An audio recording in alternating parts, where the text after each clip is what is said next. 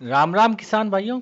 किसान वाणी जैसलमेर की टीम आज पहुंची है सांगड़ गांव में। सांगड़ गांव अपने फतेहगढ़ के पास है और बहुत ही प्यारो गांव है। और आज देखो ई टाइम सावन को महीनों चाल रहा है, लगभग हर जगह बरखा को भी है दौर चाल रहा है। तो आज आप सांगड़ गांव में एक प्रगतिशील युवा किसान से बातचीत करांगा, जानांगा के बाके बारे में, खेती बाड़ी के बारे में। तो क्या नाम है थारो? परवीन सिंह। प्रवीण जी, सबसे पहले तो आप बताओ कि थाकन कितना बीघा जमीन है, कितनी बीघा जमीन पर आप खेती बाड़ी कर रहे हैं? जमीन पिताजी रे नाम में आवे 113 बीघा। 113 बीघा जमीन थे। कितना तो पढ़े हो? वो चले रही बीए। अच्छा, बीए पढ़े है। तो आपने जो जमीन है जी, बा सिंचित है या फिर सिंचित भी है असिंचित भी है। सिंचित और दोनों टाइप की दोनों है? टाइप के। तो सिंचित कितनी है और बा कितनी है? सिंचित लगभग 70-80 बीघा सिंचित है, बाकी असिंचित है। तो अब जो खरीफ फसलों को टाइम आ रहा है जी, तो ई टाइम आपने कौन सी फसल है, कोई सी फसल है जो कि बोरा खियो और के है भी मैं कर जाओ थे? अभी सिंचित में तो अरंडी, ग्वार, बाजरा, मूंग ये लगा रखा है। अरंडी, ग्वार, बाजरा, मूंग। हाँ। अच्छा अच्छा।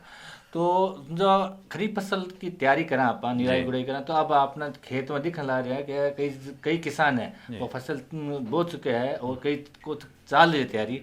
तो आप के तैयार कर रहे हैं फसला में? पहले खेत क्या तैयार करो? खेत तो पहले तवी देनी पड़े। हाँ। तवी दे फिर बाद में अगर हर फसल रो अलग सिस्टम हुए। अरंडी लगाओ तो अरंडी में पहले अभी डीएपी यूरिया कहीं देने जरूरत रहे को नहीं, सिर्फ बिजाई की और तवी दिन तवी बानो अरंडी बिजाई कर दो। और अरंडी जब टम 1-2 फुट हाइट में आवे उनके बाद वो डीएपी देनी पड़े कल्टी में। तो बाकी अगर मूंग बाजरी गवार है तो अपने यहाँ ज़्यादातर लोग किसान डीएपी दे को नहीं, सिर्फ कल्टी लगाए सीधी बिजाई करे। हाँ, तो बात पहले पहले आप अरंडी की कर लिया है।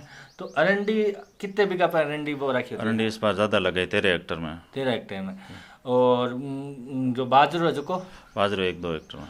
अरंडी में कोई खरपतवार, कोई सी खरपतवार है जो कि अरंडी लगेगा? में खूब लागे। तो भी जो जितनी ज़्यादा बरसात होगी उतनी ज़्यादा इस खरपतवार होगी। तो भी खरपतवार न खत्म करने खातर सिर्फ निराई गुड़ाई करो या फिर कोई दवाई भी? दवाई भी आवे मगर ज़्यादातर निराई गुडी हाँ हो जावे। ज्यादातर निराई गुड़ाई हो जाए। ये तो आप बातें करी जो कि अरंडी है, मूंग बाजरो है, आ तो है सब। इसके अलावा थे कोई सब्जी की आंख की भी खेती करोगे? नहीं, सब्जी नहीं करा। सब्जी को नहीं कर सब्जी नहीं लगा। तो इस क्षेत्र में कोई सो किसान है? कोई सब्जी नहीं लगा। कोई नहीं है, यानी इन्हें उद्यानिकी फसला को नहीं हुआ? नहीं लगा, बागवानी है। बागवानी अनार लोगों ने लगा रखे जी। एक बहुत बढ़िया बात है कि इस क्षेत्र में भी है अनार जिसी है जो बागवानी फसल है जबकि होने लग रही है। पिछले साल जबकि अरंडी को पिछले साल भी करे होगा अरंडी को उत्पादन? हाँ, पिछले साल। तो वो आपने कितना? नहीं, पिछली बार में तो 1 हेक्टर में लगभग 25 से 30 क्विंटल। 25 से 30 क्विंटल। हाँ। और के भाव रहेगा? अरंडी 50 से 60 रुपये। 50 से 60।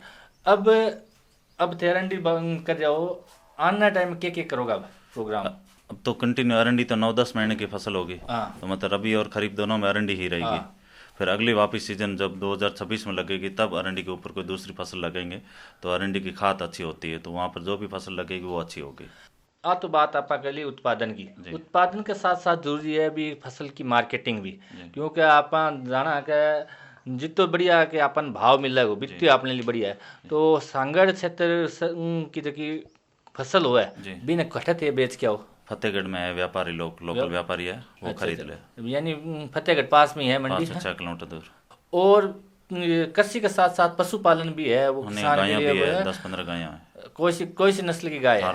थार पारकर है बा, इस क्षेत्र में बहुत ज्यादा प्रसिद्ध है। और तो थार पारकर कितनी गाय है आपने? 10-15 गायें। 10-15 गाय हैं। तो दूध भी खूब होता है, इतने दूध को आपने? अभी तो 3-4 ब्याई हुई है। हाँ। बाकी ब्याई हुई तो वहाँ को घर का ये घर के लिए ज्यादातर यहाँ सभी के घर के लिए।